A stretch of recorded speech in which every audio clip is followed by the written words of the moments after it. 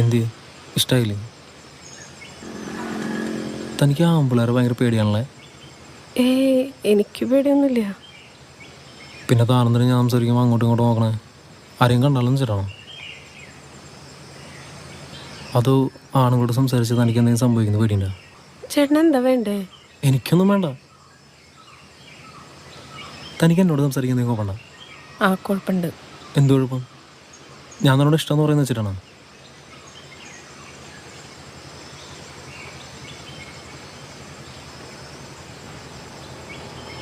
താൻ പേടിക്കണ്ട, എനിക്ക് എന്നോട് അങ്ങനെയൊന്നുമില്ല. ഇപ്പോൾ ഒരു സമാനം ഉണ്ടല്ലേ?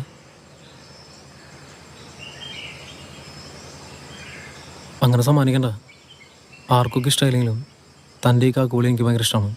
ഒരേ മോഹം ഒരേ മൗനം കരളിലേ